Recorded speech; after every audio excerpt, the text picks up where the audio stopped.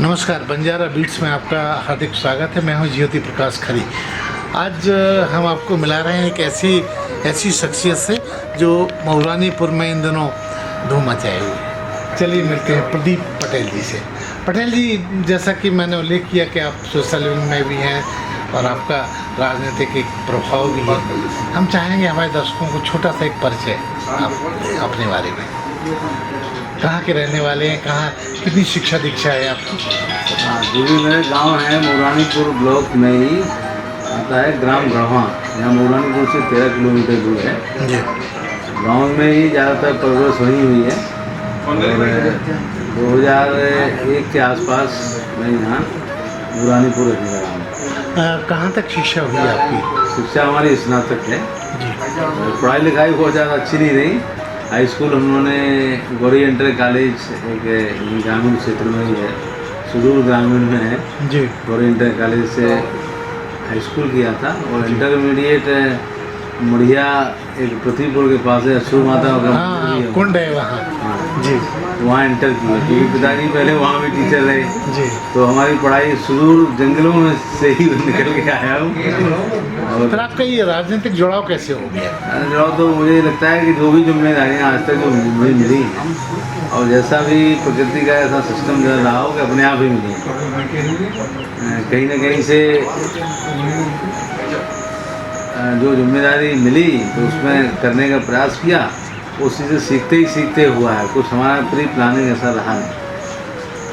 राजनीति में तो इत्तेफाक से हो गया है कि मैं मेरा थोड़ा सा शौक ये रहता था कि समाज में। क्या कॉलेज लाइफ से भी आपका पॉलिटिकल रुझान था? नहीं, बिल्कुल नहीं था। कॉलेज के बाद हम लोग बाद में गांव में रहने लगे। गांव में जो आप देखते हैं ना कि गांव का जो कल्चर होता है, गांव के थोड़े से हम कहना चाहिए मीडियम या गांव के एक बड़े लोगों में भी कह सकते थे, मतलब एक ठीक स्थिति में थे। जी जी। तो गांव में होता क्या है कि एक आपको खेती करने के लिए आदमी, ट्रैक्टर चलाने के लिए, गाय भैंस चराने के लिए भी एक व्यक्ति है। तो आप फ्री रहेंगे तो 2-4 साल ताश भी खेले थे। अच्छा। लेकिन उसे लगा कि ये तो जीवन का कोई उद्देश्य ही खत्म हो गया। तो फिर मन में था कि कुछ ना कुछ करना है, कुछ नया। हाँ, कुछ नया करना है। समझ में तो कुछ आ नहीं रहा था गांव के व्यक्ति को क्या आ सकता है, खेती के अलावा कुछ देखा नहीं। तो एक हमारे रिश्तेदार थे मिलने वाले, कहीं से उनसे मुलाकात हो गई। तो एक एमबे कंपनी का नाम सुना होगा। हाँ, वो एक एमबे कंपनी थी, प्रोडक्ट बेचती थी। Marketing company. जी जी। 2000 लगभग सन 2000 के आसपास मन में आया। घर पे हमने बात करी कि टायर की एजेंसी लेना है। जी। टायर की एजेंसी के हेतु कानपुर गए, कुछ पता जानकारी लेने के लिए। हाँ, वो तो अंदाज से ही चल रहा था। कोई हमारे घर में जो भी बैकग्राउंड व्यवसायिक है नहीं, हाँ। या कोई राजनीतिक बैकग्राउंड में तो कोई बताने वाला था नहीं। तो मन में आया तो कि क्या करेंगे, कानपुर चलते हैं। बस में बैठे कानपुर पहुंच गए, 1-2 दुकान पर गए, बातचीत करी कि एजेंसी लेना है, कैसे करते हैं। उन्होंने अपना सिस्टम बताया। तो ये अपना मकान जब यहाँ ये दुकानें पूरी बनी थी तो इसी में खोलेंगे, और तो कोई संसाधन ऐसा था नहीं। रास्ते में आए, रात हो गई तो उड़ई में हमारे एक बहनोई रहते हैं, वहाँ उतर गए, उनके यहाँ रुके। तो वहाँ एक हमारे परिचित आ गए, वो बहनोई साहब के, वो भी रिश्तेदार थे। तो एमबे का उन्होंने प्लान समझा लिया। अच्छा अच्छा। घेर लिया आपको। तो उन्होंने समझाया तो लगा ये तो अच्छा है। इसमें तो हाँ। उन्होंने बताया कि आप बहुत जल्दी मल्टीपल करके दिखाया होगा जो 9 जोड़े आपको, आदमी से बड़ा आदमी जल्दी बनाने का। हाँ। 9 वाले 6 को जोड़ेंगे, 6 3 को जोड़ेंगे। इस तरह से वो 200 के 56 की टीम बन जाती है। उसमें जो टर्नओवर होगा प्रोडक्ट का तो लगभग आपको 50,000 रुपये महीने मिलेगा। सब जवाब दिखाए आपको, सब जवाब दिखाए। नहीं, प्लान तो उनका वैसे ही है, लेकिन चूंकि प्रोडक्ट का मूवमेंट नहीं हो पाता है उतना, इसलिए नहीं होता है वो। तो हिसाब से वो खराब नहीं था। गणित तो ठीक है, लेकिन उसका जो है प्रैक्टिकली नहीं हो पाता है। प्रैक्टिकली नहीं हो पाता है। फिर क्या लगा कि ये 50,000 रुपये का महीने, और एक बेरोजगार आदमी को, सीधा किसान आदमी को, वो भी सन 2000 में, तो अच्छा काम है। तो उन्होंने एक किट पकड़ा दी, वो मैं उस किट पकड़ के आ गया। अच्छा। तो वो टायर का फिर प्रोग्राम वो फिर कैंसिल हो गया, क्योंकि टायर में बहुत सारा पैसा लगना था। 50,000 रुपये महीने मिलता नहीं। और इसमें फटाफट आप आदमी से बड़े आदमी बन रहे थे। इसमें हो गया, शुरुआत की, बहुत ज़्यादा विजन तो नहीं था, लेकिन चूँकि जैसा हमारे भारत में होता है, कोई काम करते हैं उसमें पूरी तरह से लगने का प्रयास करते हैं। जी। वो पूरी तरह से उसमें लगे। जब आप पूरे समर्पण और मनोयोग से कोई काम करते हैं तो लोगों में एक विश्वास उठता है, जी। चलता है। उस विश्वास के चक्कर में लोग हमसे जुड़ते गए। तो लगभग 1000 लोगों के ऊपर हमारा ग्रुप अच्छा, आपका नेटवर्क बन गया। 1000 लोगों का नेटवर्क इसलिए बन गया कि बहुत ज़्यादा तो हमारा वैसा विजन क्लियर नहीं था उस तरफ, लेकिन लोग जो देखते थे कि ये आदमी सच बोल रहा है कहीं ना कहीं, या समर्पण से कोई काम करते हैं, तो जुड़ते गए। जुड़ने के बाद बहुत सारे लोग जुड़े, काम किया। तो उसमें ये समझ में ये आया कि जो नेटवर्क आपने बनाया उसमें जो प्रोडक्ट का जब सब सप्लाईमेंट होगा, मूवमेंट होगा, तभी पैसा आएगा। ये बात मुझे पहले पता नहीं थी। पहले मैं सोचा कि ये चेन बनती जाएगी, पैसा आता रहेगा। क्योंकि गांव ग्रामीण के लोग जुड़े थे ज़्यादा, भले होते हैं। तो उससे क्या हुआ कि वो प्रोडक्ट का मूवमेंट हुआ नहीं, और धीरे धीरे करके 2005-06 तक हमने कितने बरस किया आपने ये काम? लगभग 5 से 5 साल तक पूरे डेवलप्ड तरीके से किया। तो 1 आध साल उसके बाद फिर शुरू हो गया, आपका धीरे धीरे करके बाईपास हो गया। बैक हो गया। लेकिन उससे एक चीज़ समझ में आई कि उनका एक नेटवर्क 21 करके एक संस्था थी, जिसके जो उसके डायमंड्स थे, उनका जो एक सिस्टम चलता था नेटवर्क 21 करके, जिसमें वो एक ट्रेनिंग देते थे। तो ट्रेनिंग में उनका ये था कि बिजनेस कैसे करना है वो तो रहता ही था, लेकिन मेनली जो उनका फोकस था कि आप जीवन में सकारात्मक सोच और लगातार आप अगर पढ़ते हैं, सीखते हैं तो ज़रूर आगे बढ़ते हैं। तो हाँ, ये व्यक्तित्व में विकास हुआ तो आपको। ये चीज़ समझ में आई कि जीवन में आपको आगे बढ़ने के लिए कुछ ना कुछ नया हमेशा सीखना पड़ेगा। उससे आपको पॉजिटिविटी भी रहेगी और नया कुछ सीखने को मिलेगा। जब से थोड़ा आदत हमने बनाया, अच्छा कुछ सकारात्मक सोचने का, पढ़ने का, नई नई चीज़ें खोजने का, तो वो आदत में आया। उसी आदत से वो कम से कम ये तो लाभ मिला। पढ़ाई लिखाई ठीक नहीं रही तो वो पढ़ाई लिखाई यहाँ ठीक हो गई। हाँ। दूसरा, उसमें लगातार काम करने की आदत में आ गया। जैसे किसान आदमी बहुत ज़्यादा लगातार काम नहीं करता है, वो खेती गांव में तो मौसम क्या के काम हिसाब था? से। हाँ, मौसम के हिसाब से काम होता है। खासतौर से बुंदेलखंड में तो लोग पहले तो एक फसल होती थी, अब थोड़ा सा लोग 2 फसल या 3 फसल की ओर अग्रसर हो गए हैं। पहले काम कितना करता था किसान, लेकिन एमए में आने के बाद रोज़ काम करने की आदत हो गई। उससे काम करने की आदत बनी, धीरे धीरे परिष्कार हुआ। तब हाँ, तब जाके फिर लगा कि कुछ ना कुछ करना चाहिए और कुछ करना चाहिए। तो करने के लिए कुछ समझ में फिर नहीं आया। तो हमारे एक मित्र थे, जेपी शर्मा जी है मधरवाड़ा के, बोले यार एक स्कीम आई है, इससे अब हम हॉर्टिकल्चर बागवानी वगैरह करेंगे परंपरागत खेती के अलावा, तो शायद लाभ हो सकता है। बागवानी लगाया, बगीचा लगाया, आंवले का बाग लगाया, जाके उसमें भी पूरा प्रयास किया। कैश क्रॉप के लिए हमने शिमला मिर्च का वो किया, शिमला मिर्च लगाई, और पूरी मेहनत से मतलब लगा कहीं कोई छूट ना जाए कोई चीज़। तो खुद अपना वो दवा छिड़कने वाली मशीन होती है, ठीक पर काम खुद आपने मैनेज किया। हाँ, कि कहीं ना कहीं कुछ कमी ना छूट जाए। लेकिन लास्ट में वो होता है ना, मांग और पूर्ति का सिद्धांत काम करता है। किसान जब कोई चीज़ ज़्यादा पैदा कर लेता है तो रेट घट जाता है। तो मिला के उसमें भी समझ में आया कि कुछ ज़्यादा संतोष हुआ नहीं। आंवले के जो पेड़ तैयार हुए तो आंवला 10 रुपये किलो मार्केट में 8 रुपये किलो बिकता था, तो उसका भी बहुत ज़्यादा रिजल्ट समझ में नहीं आया। लेकिन ये चीज़ दिमाग में आई कि आंवला कैंडी तो 200 रुपये 300 करोड़ बिकती है, क्यों ना आंवला कैंडी बनाई जाए। एक नया प्रयोग। हाँ, नया प्रयोग आया। आंवला कैंडी के लिए सोचते सोचते एक हमारे बड़े उद्योगपति हैं, आप जानते हो, उड़ई के हैं, संतराम निरंजन, डॉक्टर संतराम निरंजन। ऐसे ही उनके पास एक बार मिलना हो गया, किसी शायद शादी विवाह के कार्यक्रम में। तो हमने कहा जब आपने, तो उन्होंने भी इस तरह से छोटा कार्यक्रम मतलब अपने व्यापार को बढ़ाया था। जैसी बातचीत हुई, बोले यार इतना क्यों सोच रहे हो उसमें, आंवला आपका घर का है, लगना तो सक्रिय तो लगना है, आप करिए। जब आप काम करेंगे तो सीखेंगे। सोचा कि चलो ये भी बात ठीक है कि आंवला घर का है। 10 रुपये किलो की चीज़ अगर कोई 100-200 रुपये किलो बिकने वाली है तो 70 लगा के किया जाए। लेकिन उस समय फिर हिम्मत करते करते नहीं हो पाया। और उसी बीच में उसी दौरान हुआ क्या कि एक हमारे रेलवे के एक सामाजिक कार्यक्रम, क्योंकि सामाजिक भी मैं थोड़ा जुड़ा रहता था उसमें, जी सामाजिक कुछ मीटिंगों में जाना आना, वो यही रहता था कि समाज में क्या हो रहा है, वो क्या हो सकता है। वहाँ एक रेलवे के अधिकारी से हमारी भेंट हुई, वो भी समाज से ही थे, तो वो उसमें आए। उस समय कोई एक टेंडर निकला था रेलवे का, तो उनसे चर्चा हुई, तो बोले नहीं कोई बात नहीं, आप अगर करना चाहते हो तो हम उसमें सहयोग करेंगे, ऐसा उन्होंने कहा। रेलवे का वो टेंडर मिल गया, तो ठेकेदारी लाइन में आ गया, तो वो पीछे छूट गया। अच्छा, पायदान अब बढ़ते गए। वो वाला पीछे छूट गया वाला कैंडी बनाना था। ठेकेदारी करते करते वो कई बार इतफाक़ होता है ना, क्योंकि रेलवे के अंडरब्रिज वगैरह में बना रहा था, ललितपुर में भी हमने बनाए, कई अंडरब्रिज बनाए रेलवे के। तो वहाँ जिससे सरिया लेते थे वो हमारे, क्योंकि बड़े वो हमसे मिलते थे, तो उन्होंने जो भी जैसा उन्हें लगा हो तो वो देते थे।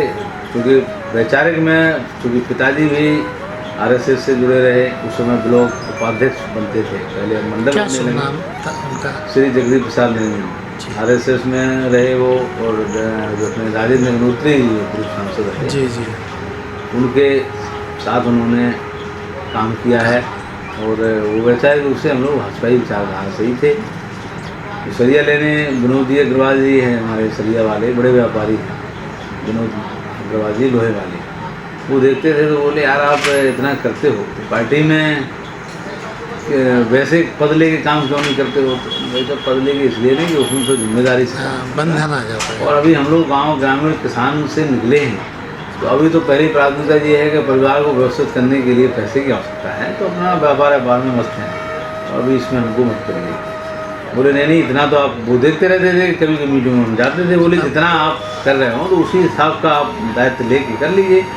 जाते हैं दायित्व लेके करेंगे तो आपकी कहीं उसमें गिनती आएगी कि आप कुछ हैं, बगैर दायित्व के करेंगे आप करते रहेंगे तो कोई गिनती नहीं संस्था की सिपाही बन जाइए। तो उन्होंने ज़बरदस्ती बोले चलो कोई बात नहीं, हमने उसमें अनभिज्ञता मतलब हमने मना किया, लेकिन उन्होंने कहा कि चूँकि अब आप शांत रहिए, हमको जो करना है हम करेंगे। तो उन्होंने आगे प्रमोट कर दिया हमारा नाम। उनको तो हम जानते भी नहीं थे जो हमें लाए हैं, जी जी कि आप उनको रखना है। वो भी अच्छे व्यक्ति थे। तो किस सन में आपका प्रवेश हुआ भाजपा में?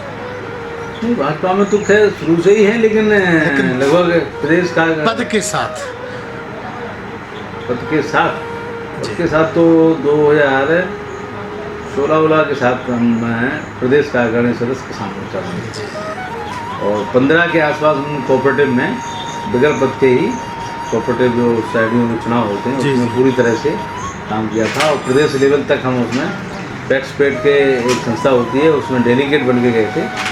उस समय डायरेक्टर का हमें टिकट नहीं मिला था, टिकट दे दिया था उस समय तिलक यादव को बनाया गया था पैक्सपेड का डायरेक्टर, लेकिन वो राजनीति में सक्रिय हम पहले से थे और 2016 से दायित्व के साथ आए।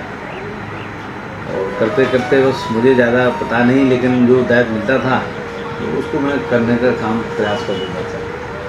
प्रदेश कार्यकारिणी सदस्य भी रहे, तब भी हम गोरखपुर से लेके जहाँ भी देश भर में मीटिंग होती थी मैं जाता था, मुझे शौक था। इसके बाद जिला महामंत्री रहे 2020 से, और उसके बाद अध्यक्ष बन गए। लेकिन हमारा जो सामाजिक चिंतन थोड़ा ये रहता है, क्योंकि बुंदेलखंड से हम आते हैं।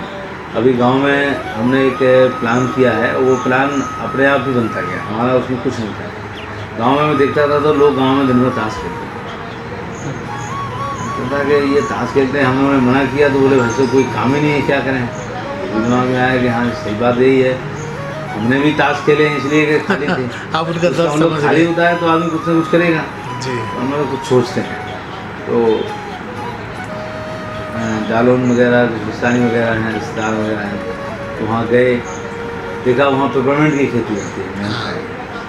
मेंथा की खेती में क्या है कि उसको जानवर नहीं खाते हैं, तो उसको इजीली गर्मियों में कर सकते थे जी।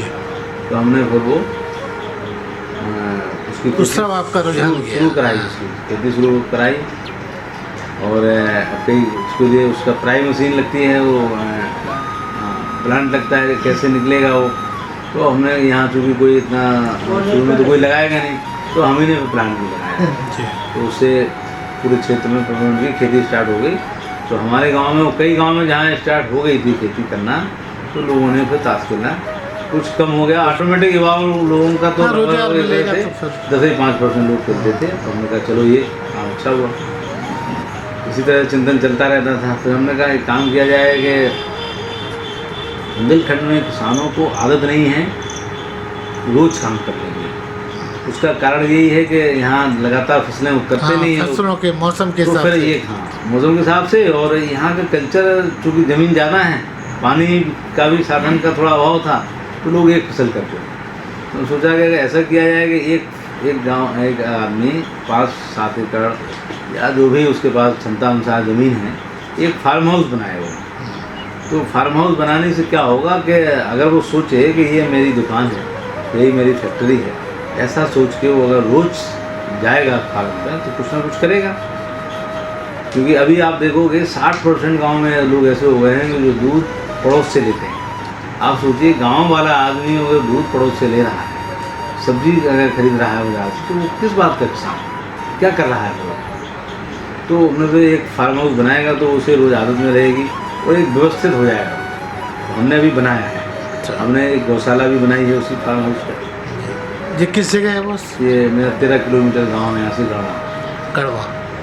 वहाँ पे गौशाला फार्म हाउस पे ही बनाई है। वहीं हमारा आंवले का बाग लगा है, चंदन के पेड़ लगे हैं, सागौन के पेड़ लगे हैं। उसी में हमने एक तालाब बनाया है, जो वाटर रिचार्ज सिस्टम, क्योंकि वहाँ पानी कम था।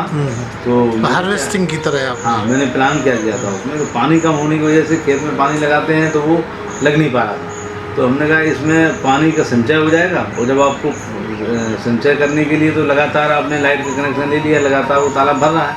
जब आपको सिंचाई के लिए चाहिए तो आपने उस पानी का उपयोग कर लिया। इस उद्देश्य से हमने वो तालाब भी बनाया था। वहीं एक विद्यालय भी बनाया।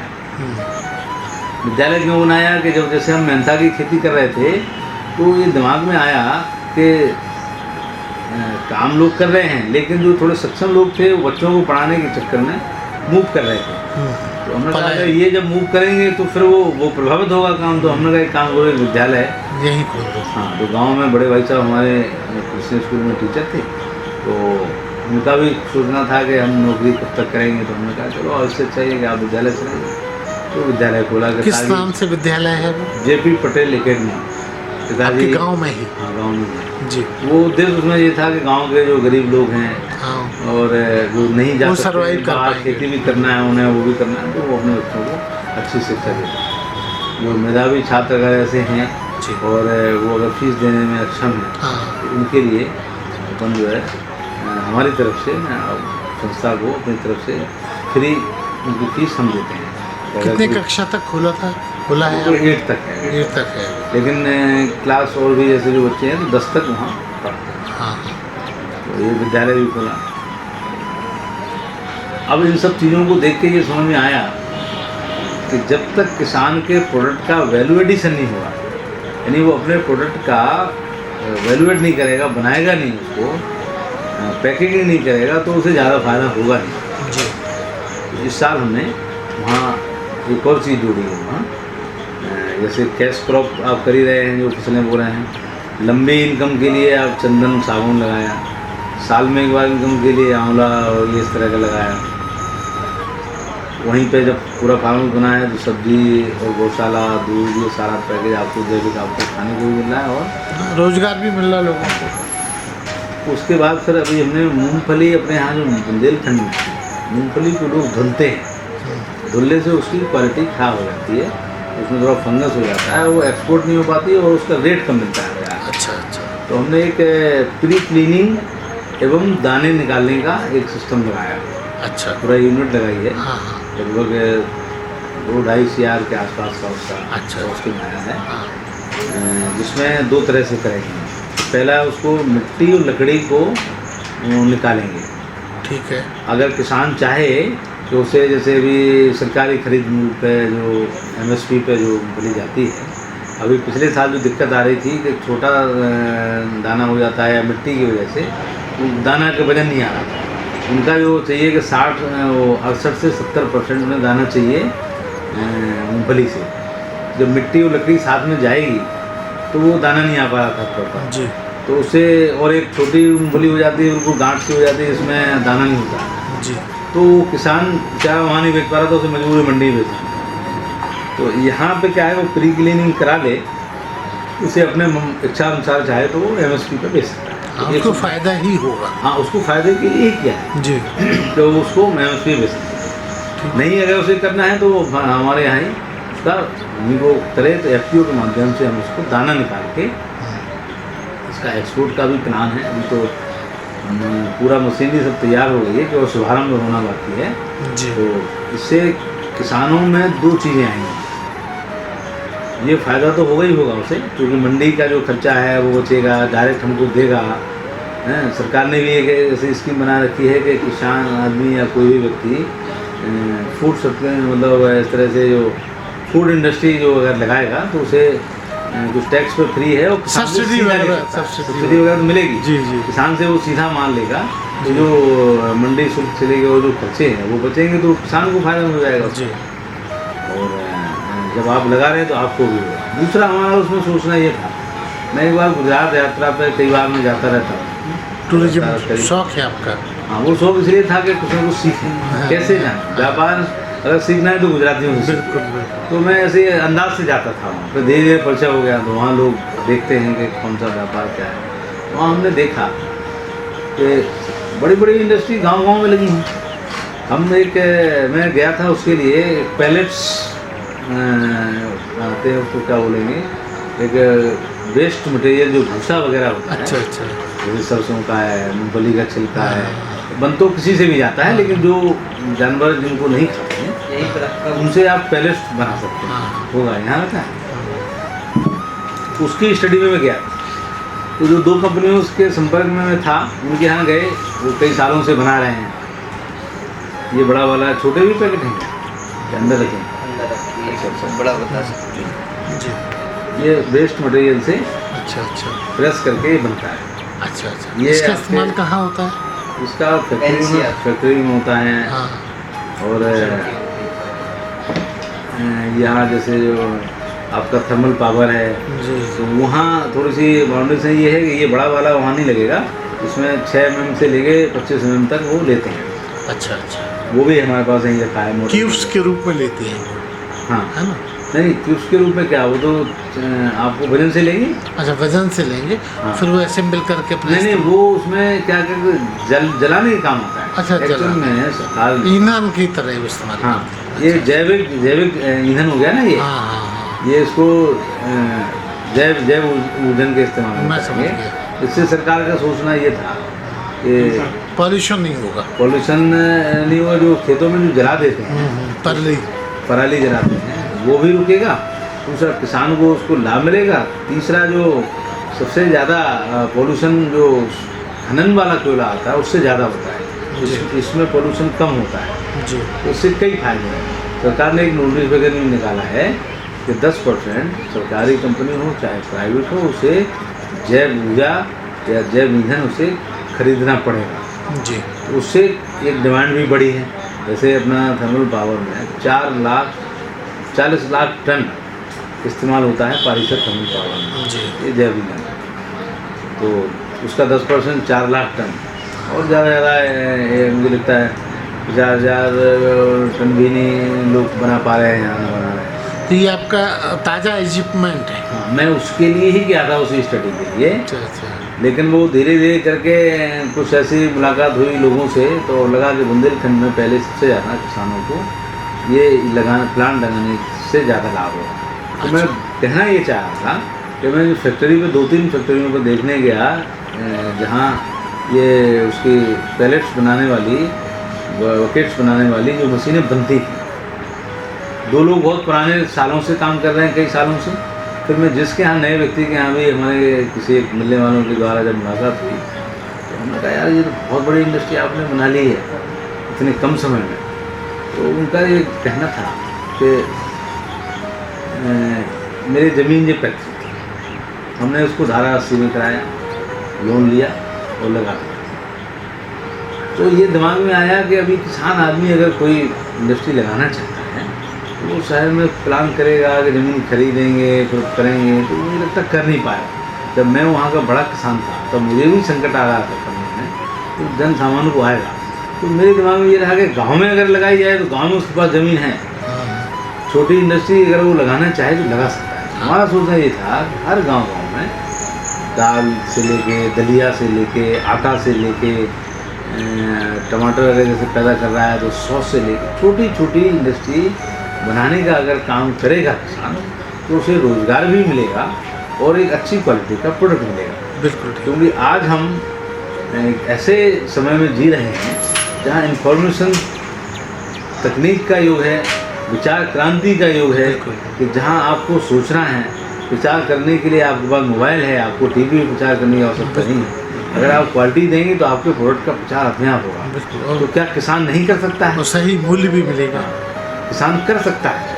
तो ये हमारा सोचना था कि किसान का मनोबल बढ़े, और तो ये गांव में हमारा एक मॉडल, एक कंप्लीट पैकेज हमने बनाया, जहाँ कैश क्रॉप भी है और दानिक फसलें हैं, लंबे समय बाद भी आपको इनकम देने वाली चीज़ें हैं, जैसे चंदन है, सागौन है, और एक वैल्यू एडिशन का भी एक पैकेज है। अच्छा। कि जैसे मूंगफली का जो अपने प्रोडक्ट लगाया, जी जी। अपने प्रोडक्ट का वैल्यू एडिशन करना है। ये हमने मूंगफली का वैल्यू एडिशन किया है। आप गेहूं से दाल, गेहूं से आटा बना सकते हैं, दलिया बना सकते चने से दाल बना सकते हैं, दलिया बना सकते हैं। तो एक वैल्यू एडिशन का भाव गांव-गांव में जागे, और एक एक इंडस्ट्री में चाहता हूँ कि छोटी-छोटी इंडस्ट्री हर गांव में लगे। ऐसा सोच के ये हमारा सामाजिक, क्योंकि हमारा चिंतन ये रहता था। राजनीति में तो अचानक ऐसे ही आ गए। तो पटेल प्रयास साहब, कर एक रहे हैं। महत्वपूर्ण सवाल आपके, ये तो खैर आपका पैशन है और आपका जज्बा है, शौक क्या है आपके इसके अलावा जो अभी किसी को पता ही नहीं? हमारे माध्यम से बताइए आप। शौक केवल हमारा ये है कि कुछ ना कुछ करते रहिए, और कोई शौक नहीं है। पता नहीं ऐसा क्यों वो आ तो गया। जुनून है आपका। तो वही वो है, तो और- शुरू से सुन रहा हूँ मैं कि आपका काम करने का अंदाज अविराम चलना है। हाँ, बस ये काम करते रहिए। कुछ और अपने व्यक्तिगत शौक, खेलना कूदना, टूरिज्म वगैरह, कैसे और अपने आप को तो- मतलब अपने आप को कैसे मैनेज करते हो जब आप फुर्सत में होते हैं? मैंने पहले ही शौक था कि थोड़ा, आप देख रहे हो ये मेरी लाइब्रेरी है। पढ़ने का शौक रहा आपको? हाँ, अच्छा अच्छा। तो इससे हमारा थोड़ा सा एकदम मन अच्छा हो जाता है। जी बाकी ना मुझे खेलने का शौक है, जी ना कोई खाने पीने का शौक है, जी। और कोई ऐसे दोस्तों में बैठना उठना तो रहता है, लेकिन बहुत सिलेक्टेड लोग हैं जिनसे कुछ वैचारिक अपन बात कर सकते हैं। जैसा आप कहीं, हम पहले भी नहीं बैठते थे किसी चौराहे पर बैठे हों, और किसी पटेल का- साहब, आपके अपने परिवार में, आपका अपने परिवार में कौन कौन है? हमारे परिवार में 2 भाई हैं। एक बड़े भाई हैं जो बताया कि पिताजी के नाम से जो विद्यालय है, जो पटेल अकेडमी, उसको चलाते हैं। छोटे भाई गांव के प्रधान हैं, और पत्नी पहले शिक्षा मित्र थी, अच्छा फिर वो 3 साल उनका वो समायोजन हो गया था तो टीचर भी नहीं। जी। फिर वो एक वो सुपर टेट का वो आ गया था तो वो उसमें निकल नहीं पाई, तो फिर दोबारा शिक्षा मित्र नहीं। तो हमने कहा उसको छोड़ दीजिए, तो बच्चों को देखिए, और तो उन्होंने वो जॉब छोड़ दी थी। क्षेत्र पंचायत सदस्य भी गृहिणी वो- गृहिणी है। हाँ, गृहिणी है। क्षेत्र पंचायत सदस्य भी रही हैं। रही हैं। वो ब्लॉक प्रमुख का चुनाव लड़ने का प्लान था, लेकिन पार्टी ने टिकट नहीं दिया था। क्या शुभ नाम है उनका? सीमा देवी। बच्चे कितने हैं आपके? 2 बेटी हैं। 2 बेटे। 2 बेटी हैं, एक का अजेता सिंह नाम है, एक का सौम्या सिंह नाम है। ये दोनों वनस्थली विद्यापीठ जो राजस्थान में है वहाँ पढ़ती हैं। एक बेटी का LLB इस बार फाइनल ईयर है, LLB कर रही है। एक बेटी का इस साल इंटर हो गया है। ये दोनों बेटी हैं, और 2 भाई और हैं, उनका भी, बड़े भाई का एक बेटा एक बेटी। जी पटेल साहब, आखिरी सवाल, क्योंकि बहुत लंबा हो रहा है। एक आखिरी सवाल ये कि अगर आपसे संक्षिप्त में ये पूछा जाए कि आपकी 2 कोई ख्वाहिश जो आपको अब पूरी करनी बाकी है, क्योंकि आपका ग्राफ बहुत लंबा है, एक छोटे से इंटरव्यू में जमा पाना बड़ा कठिन है, छोटी सी 2 ख्वाहिश अगर आपकी हाँ तो आप हमारे चैनल के दर्शकों के साथ शेयर कर सकते वैसे कोई ऐसी ज़्यादा ख्वाहिश नहीं है, क्योंकि मैं सोचता हूँ कि बहुत ज़्यादा अगर आप सोचते हो, बहुत ज़्यादा लंबा सपना बनाते हैं, कई बार कई चीज़ें नहीं मिलती हैं तो थोड़ा दुखी होते हैं। तो हमारा सोचना है कि जीवन जो है आनंद के लिए है, और आनंद के साथ करना चाहिए। तो उसके लिए बहुत ज़्यादा नहीं है, लेकिन हाँ ये सोचना था, या जो आ गए हम पार्टी में आ गए, तो ये था कि सामाजिक हमारा जो शौक है कि सामाजिक व्यवस्था परिवर्तन में हम बस उसी के साथ ये सोचा कि जी। सरकार में अगर रहेंगे तो हो सकता है और ज़्यादा अच्छा कर पाए। यस यस तो बस यही इसलिए राजनीति में आ गए हैं कि कोई अगर मौका मिलता है तो व्यवस्था परिवर्तन पर सरकार के माध्यम से अच्छा किया जाएगा, ताकि गांव ग्रामीण उसका कोई रहने वाला हूँ तो उसका दर्द जानता हूँ, तो वो लोगों के जीवन का स्तर अच्छे से अच्छा कैसे हो सकता हो, ऐसी योजनाएं लाके काम करेंगे कभी भविष्य में मौका मिलता है तो। जी। तो ये थे प्रदीप पटेल जी, जो बंजारा बीट्स से अपनी मन की बात और अपने कार्य क्षेत्र की बात को साझा कर रहे थे। बंजारा बीट से बात करने के लिए बहुत बहुत धन्यवाद। चलिए धन्यवाद, बहुत अच्छा लगा। अरे हाँ, इस चैनल को लाइक और सब्सक्राइब करना ना भूलें। देखते रहिए बंजारा बीट्स।